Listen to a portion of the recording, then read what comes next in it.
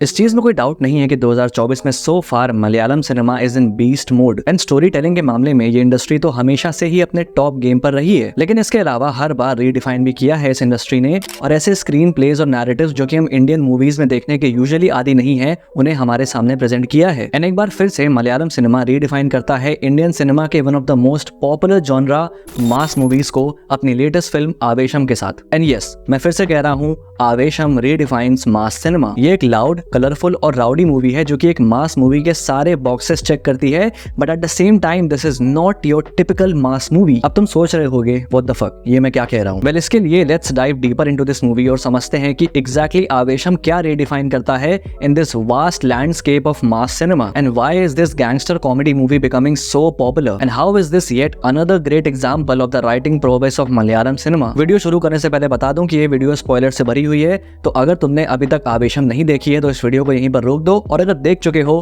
तो stay tuned.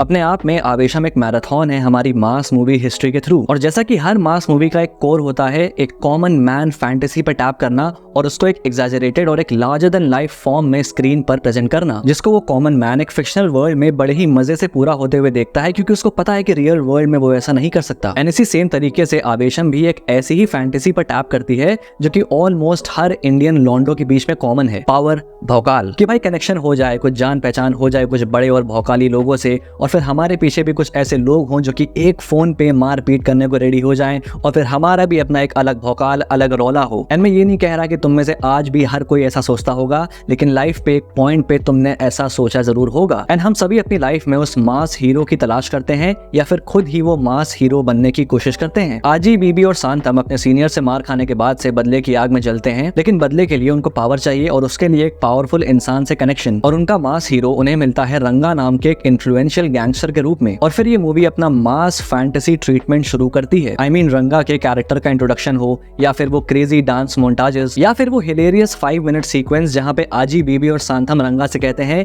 कि रंगा भाई हमें आपके हथियार देखने हैं।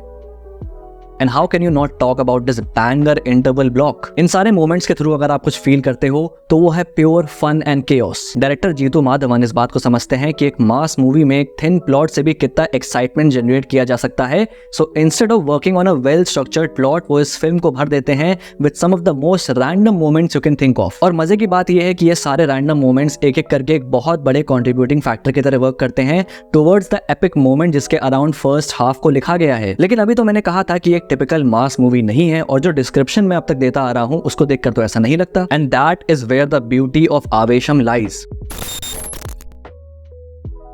हर जॉनरा की तरह मास मूवीज के भी अपने टेकअवेज होते हैं जो कि कंप्लीटली ऑडियंस पर डिपेंड करता है, क्योंकि ये मूवीज हमेशा एक दायरा बना के रखती हैं रियलिटी के बीच में वर्सेस जो स्क्रीन पर हो रहा होता है। And that is why we use the term mass movies, क्योंकि ये व्यूअर्स के लिए एक एस्केपिज्म की तरह वर्क करता है। लेकिन ये जो दायरा है वो आवेशम मूवी आपको प्रोवाइड नहीं करती, स्पेशली अपने सेकंड हाफ में, जहां पर इस फिल्म का नैरेटिव एक हीरो वर्शिप से एक कॉशनरी टेल की तरफ शिफ्ट होना स्टार्ट हो जाता है, और एक एक करके आजी, बीबी और शांतम की सारी मास फैंटेसीज को फेस टू फेस रखता है रियलिज्म के। गॉडफादर 3 का ये डायलॉग तो याद होगा, Just when I thought I was out, they pulled me back in.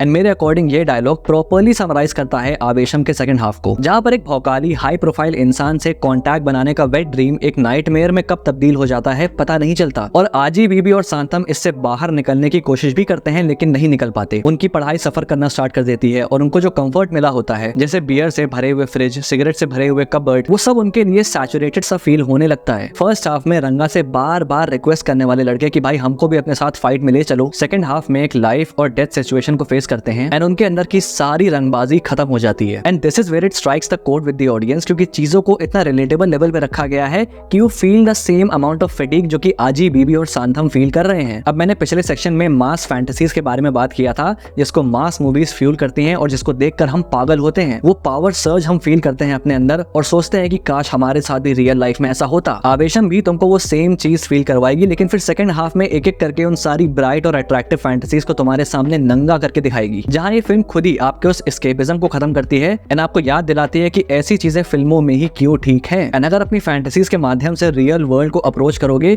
तो भाई तुम्हारी गांड तो फटनी ही फटनी है।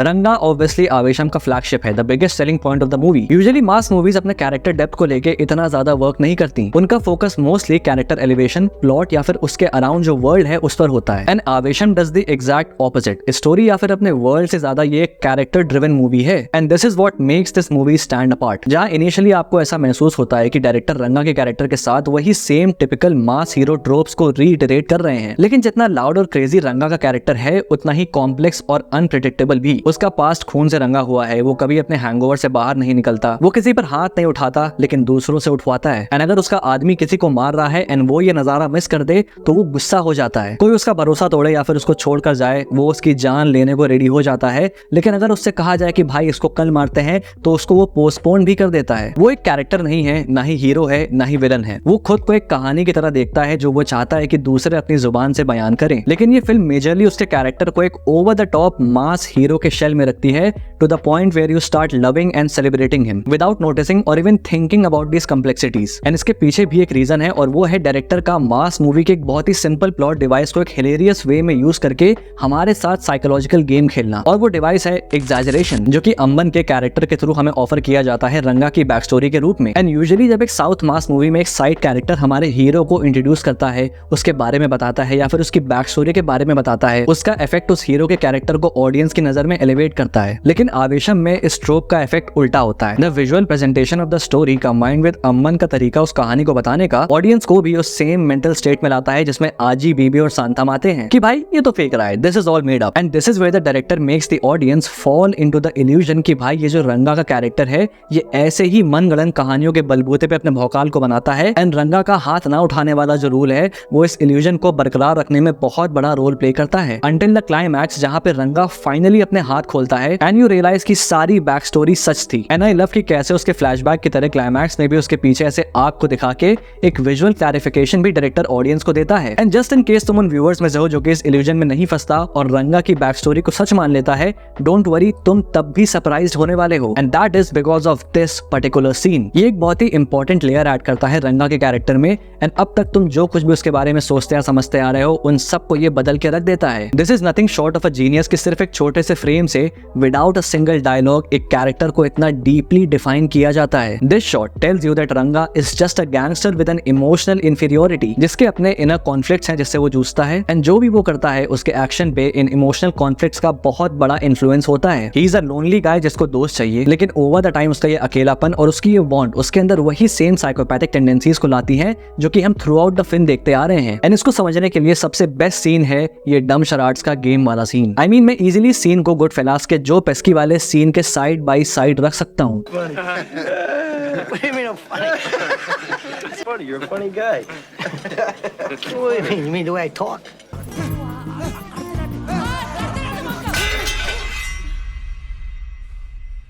एंड सबसे टेरिफाइंग एस्पेक्ट इस सीन का ये है कि जब हम देखते हैं कि how Ranga is about to lose it completely, ये इमोशन वॉयलेंस या एंगर की वजह से नहीं बल्कि एक अफेक्शन की वजह से पैदा होता है। एंड वो अफेक्शन है रंगा का टूवर्ड्स बीबी, जिसको वो सबसे ज्यादा क्लोज मानता है अपने। एंड जब बीबी उसके इशारे से फिल्म का नाम गेस नहीं कर पाता, that makes him furious. And उसे लगता है कि बीबी गेम पर ध्यान नहीं दे रहा, क्योंकि उसकी नजर में ये एक मेट्रिक बन जाता है कि भाई अगर ये मेरा खास है, अगर ये मेरे करीब है तो he is bound to focus on the game. And अगर वो ऐसा नहीं कर रहा है तो मतलब ये मेरा खास नहीं है या फिर ये मेरा करीब नहीं है। Like in this seen you don't see a mere psycho, you are watching a psycho as a self designated guardian। And ऐसे लोगों को हम रियल लाइफ में भी एनकाउंटर करते हैं। Just look at your over possessive girlfriend या फिर बॉयफ्रेंड जो कि तुमसे बेहद प्यार करता है, लेकिन दे माइट डिसाइड कि तुम क्या पहनोगे, कब और कहां जाओगे या फिर किससे मिलोगे। एंड सिमिलर वे में रंगा के केस में कितने ध्यान से डमशराट्स के गेम पर फोकस करोगे, या फिर रंगा का वो कंप्लीट ब्रेक डाउन जो तब होता है जब लाइफ उसको दोबारा से उसी एंड पे लाके खड़ा करती है जहां से वो उभर के आया है, एक ऐसे इंसान से धोखा जिसको वो अपने करीब मानता था। This adds a layer of sympathy to his character,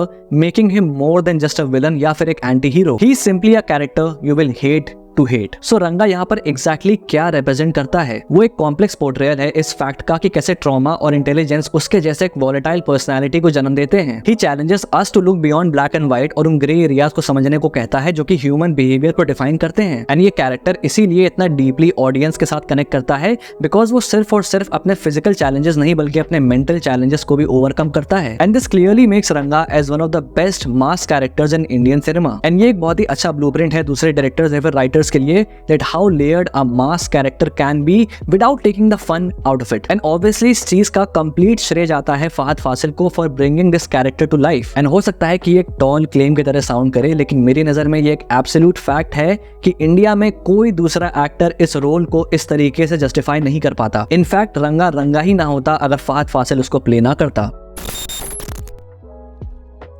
Avesham is a perfect example of a loud and colorful film which stands out purely due to its writing, a testament to the fact कि भाई pure और wild entertainment क्या होता है। And जिस तरह से audience के बीच में ये फिल्म इतनी पॉपुलर हो रही है, ये भी इस बात को दर्शाता है कि कैसे मास जॉनरा में भी नुआंस कैरेक्टर और स्टोरी टेलिंग की डिमांड है। अल्टीमेटली आवेशम रीडिफाइन करता है मास जॉनरा को ट्रेडिशनल मास एलिमेंट्स और मॉडर्न स्टोरी टेलिंग के बीच में एक बैलेंस क्रिएट करके वो उस एसेंस को रिटेन करता है जो कि मास मूवीज को पॉपुलर बनाती है, हीरोइज्म, एक्शन और drama, and at the same time उसको रियलिज्म, डेप्थ और ऑथेंटिसिटी के साथ एनहांस करता है। सो भाई यहाँ पर खत्म होती है वीडियो। बाकी तुम्हारे क्या थॉट्स हैं मुझे कमेंट बॉक्स में लिख के जरूर से बताना, और अगर वीडियो पसंद आए तो लाइक कर देना, और अगर पहली बार यहाँ पे आए तो सब्सक्राइब करना मत भूलना ऐसी और वीडियोस के लिए।